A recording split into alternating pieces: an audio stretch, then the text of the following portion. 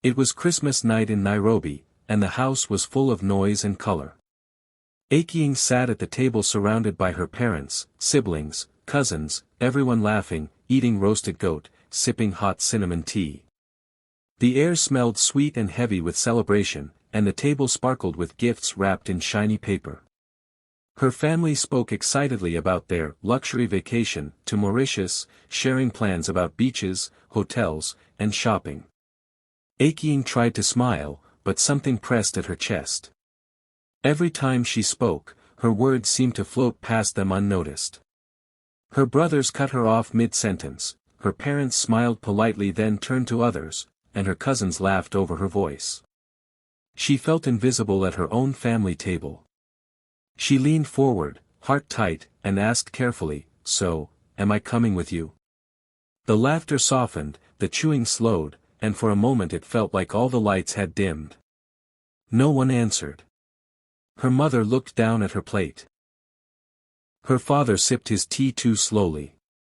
Her siblings exchanged quick glances, then returned to their food as if she had said nothing at all. The silence clung to her like a heavy blanket, cold and suffocating. Achieng swallowed hard, staring at the roasted meat on her plate, feeling the warmth of the Christmas lights blur into something sharp and strange. Then, just as she thought no one would say a word, her little niece tugged her sleeve, leaned close, and whispered, almost trembling, "Don't let them leave you."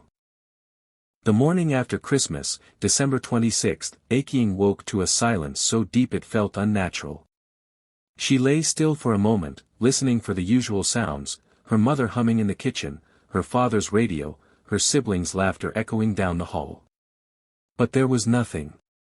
Only the faint creak of the house and the distant bark of a stray dog outside. She pulled on her sweater and stepped into the living room. Everything looked frozen in time. The stockings still dangled from the mantel, untouched. Candles stood half-burnt, their wax hardened in uneven shapes. Plates of food lay abandoned, dishes stacked half-cleaned in the sink as if someone had left in the middle of washing them. The decorations still sparkled, but the warmth was gone. At first, she thought maybe everyone had gone out early for shopping or errands. But then she noticed the details. The travel bags that had been lined near the door last night were gone. The coats, the passports, everything missing. Her heart sank as the truth pressed in on her. They had left for Mauritius without her. Just as she had feared when no one answered her question at dinner. She felt her stomach twist. They hadn't just ignored her, they had abandoned her. Trying to hold back tears, she walked slowly toward the front door. She reached for the handle, ready to step out, maybe call a neighbor, maybe find answers. But then she heard it, a faint buzz. At first, she thought it was her imagination, the leftover ringing in her ears from the quiet. But the sound came again, sharper this time. A phone ringing. Her brows furrowed. Whose phone? Everyone had taken theirs last night. She followed the sound into the living room. It wasn't coming from the couch, or the table, or even anyone's bedroom.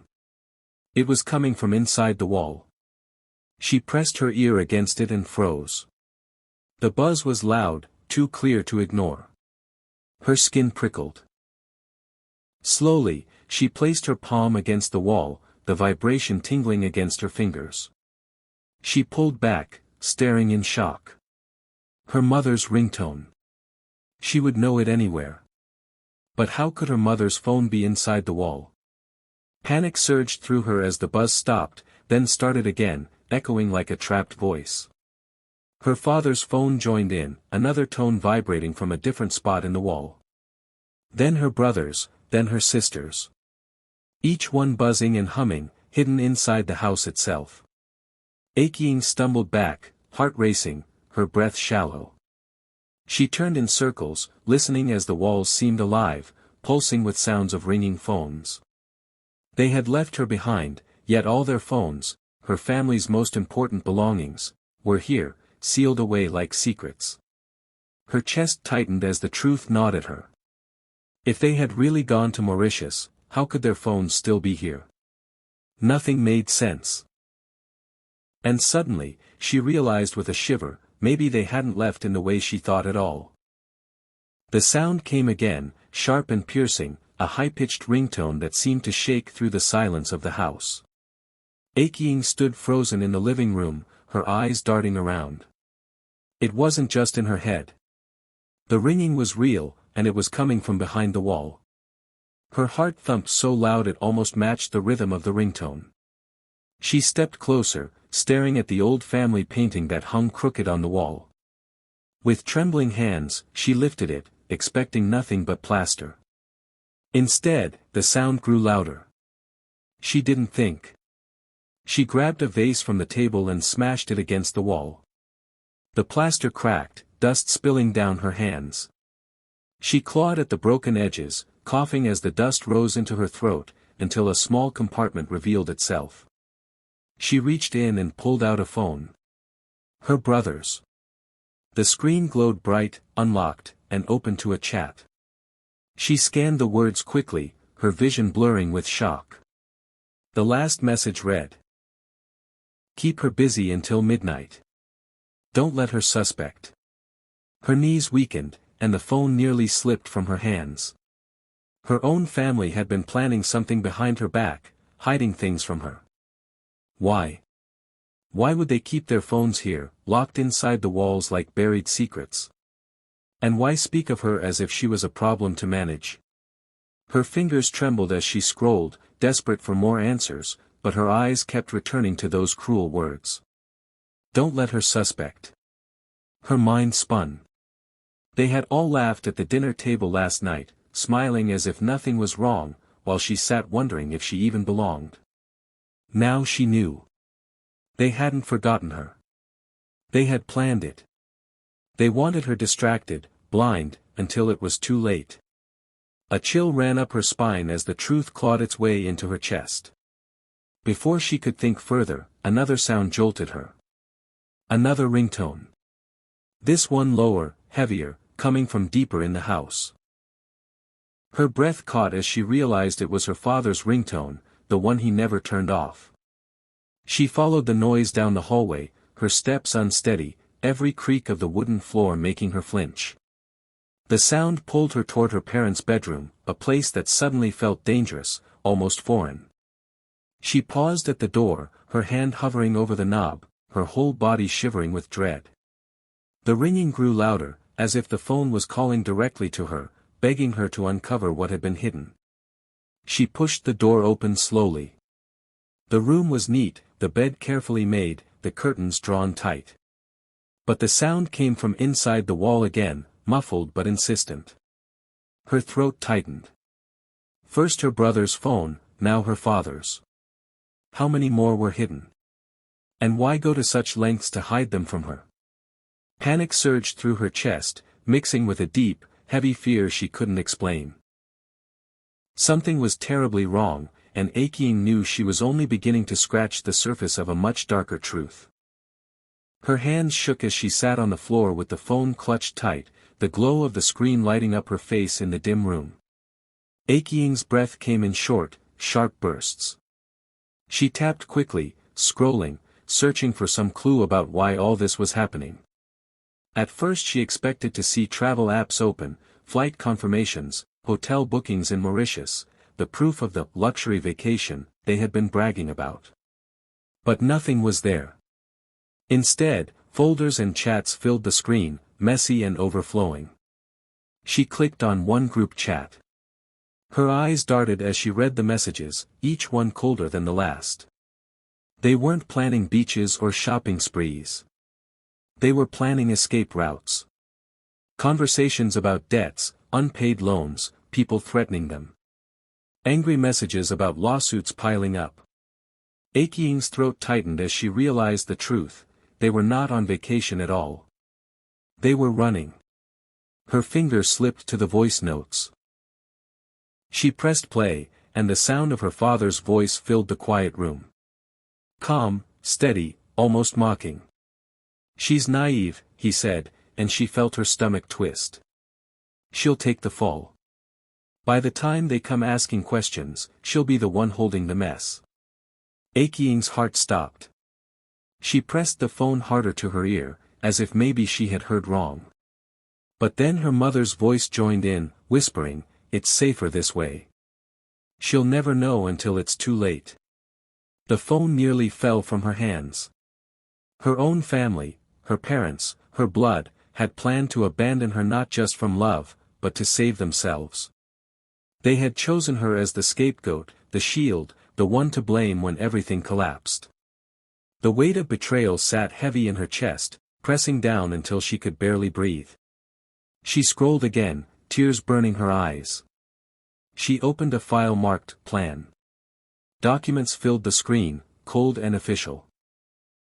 Fake signatures, hidden transfers, assets quietly moved into secret accounts. All the scandals she had never known about, the corruption, the stolen money, the lies, laid bare in neat rows of text. Every part of it linked back to her family name. And if the authorities came knocking, all evidence would point to her. Her hands trembled as she tapped another audio clip. Her brother's voice this time, chuckling. "She won't fight back.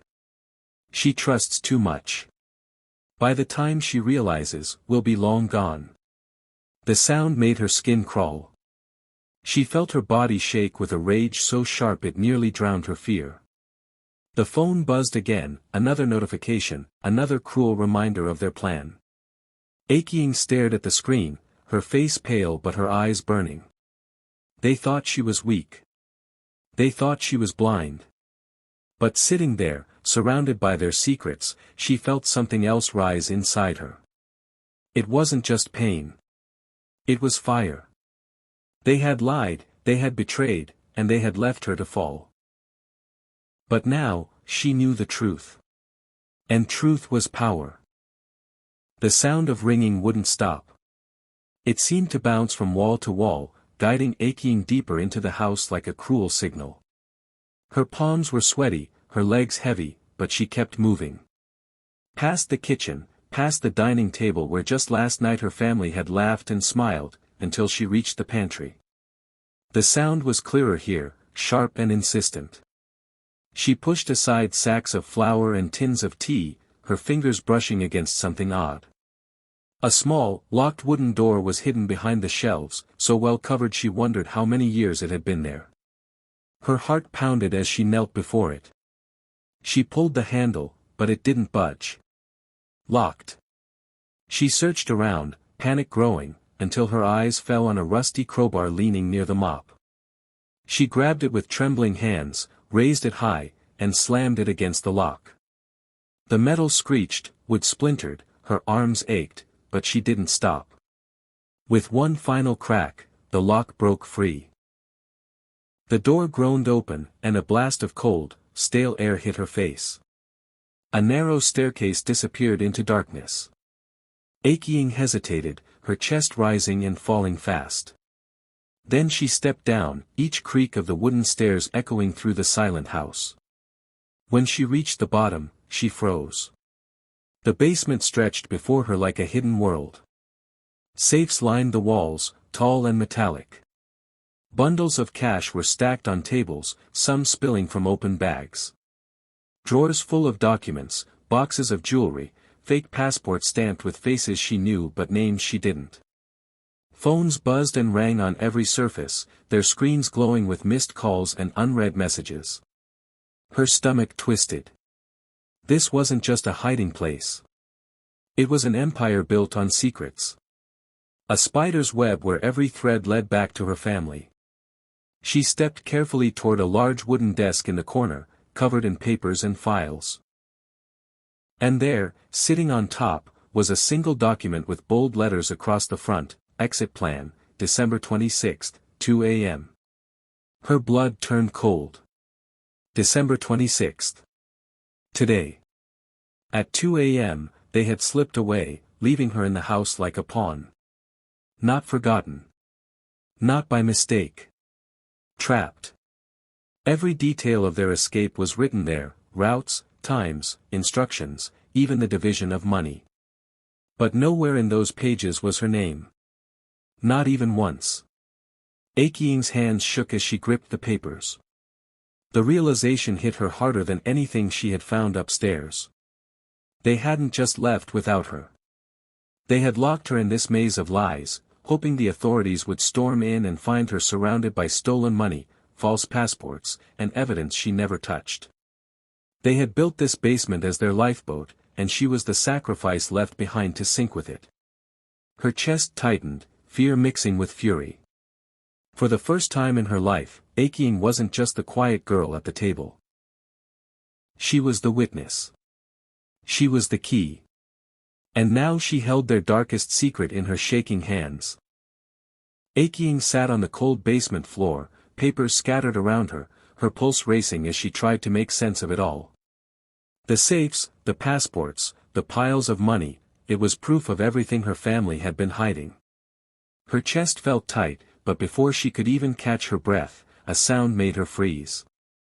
A soft thud. Then another. Footsteps. Slow, steady, heavy. They came from directly above her head. Her heart slammed against her ribs. For a moment she thought, maybe they came back. Maybe it was her family returning. She held her breath, listening closely, waiting for familiar voices. But no laughter came, no warm greetings, only the sharp creak of shoes moving across the wooden floorboards. These weren't the footsteps of people who belonged here. Then she heard the door slam open. Male voices barked orders. Deep, rough, impatient. Aiki's blood ran cold. These weren't her parents.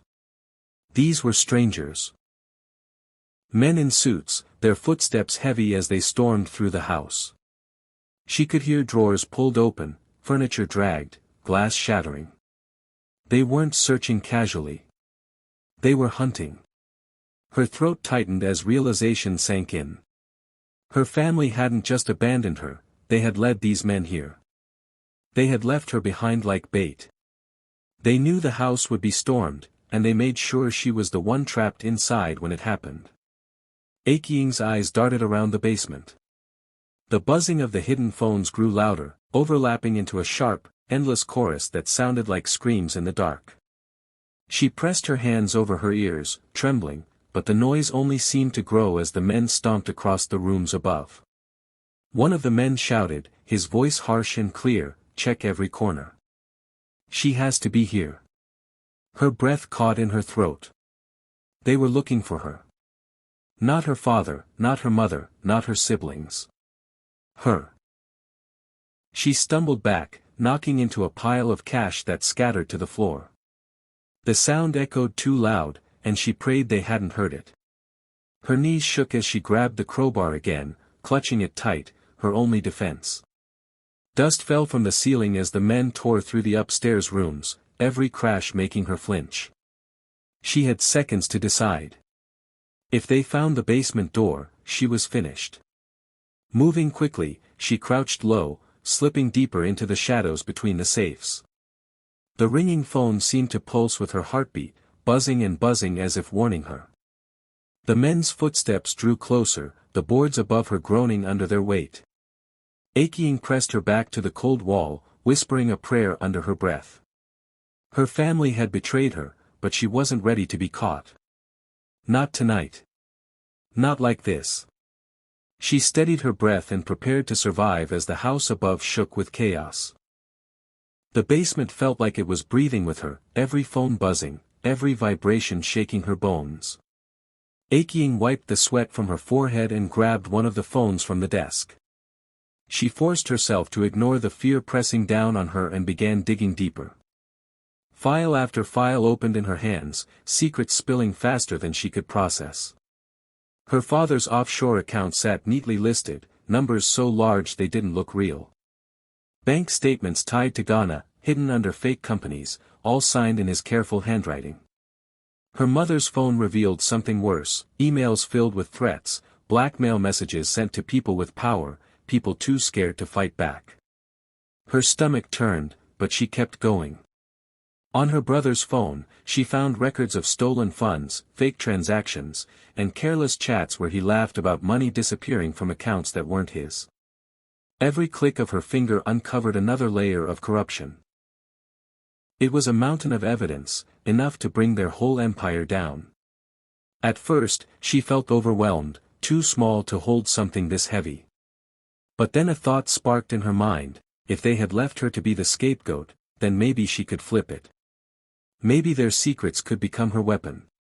Her hands stopped shaking as she pulled out another phone, opened the contact list, and searched.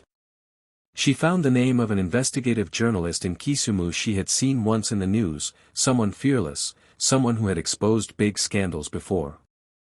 With trembling but determined fingers, she drafted a message and attached the files. She began sending them one by one, feeding the evidence like fuel to a fire. Above her, she could still hear the men in suits tearing through the house, but she didn't stop. Each file she sent was like cutting one of her family's ropes, leaving them dangling in the open. Hours blurred as she worked, the basement buzzing like a hive. Finally, her phone lit up with a reply: received. This changes everything. Stay safe. By the time the first light of dawn slipped through the cracks in the pantry above, the world outside had already changed. Headlines began exploding across Africa, spreading like wildfire: prominent families' empire collapses overnight. Their names filled every screen, every broadcast, every conversation. Accounts frozen. Properties seized. Their power crumbled in real time. Upstairs, the men in suits suddenly went quiet. Then came the sound of sirens, sharp and urgent, rushing closer. Aking listened as panic spread above her: shouts, hurried footsteps, the clatter of men fleeing through broken doors. She stayed crouched in the shadows, clutching the phones to her chest, as the noise of the neighborhood filled with flashing lights and police commands. Her family had tried to silence her. Instead, she had destroyed them with their own secrets. For the first time, Aking wasn't powerless. She was the one holding the strings. The house was finally quiet. The men were gone, the sirens had faded, and the night had given way to the pale glow of morning. Aking sat in the basement surrounded by piles of cash, scattered passports, and buzzing phones that had now gone still.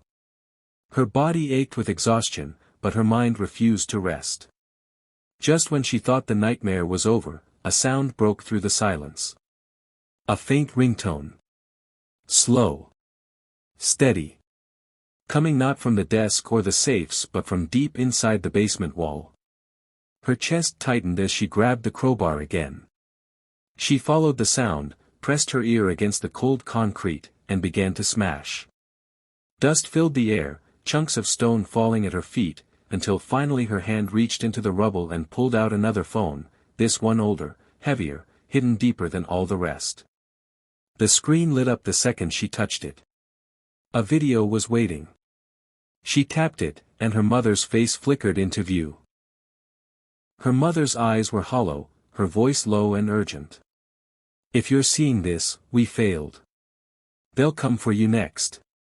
The words sliced through the air, each syllable heavy with warning. For a moment Aking's hand shook, but then something shifted inside her. She wasn't the naive girl they thought she was anymore. She had their secrets, their crimes, their shame, all in her grasp. Slowly, she lifted her head, her lips curving into a cold, steady smile. For the first time, she wasn't the abandoned one. She wasn't the weak link left behind. She was the one holding the power now. And she knew the world would never look at her the same again.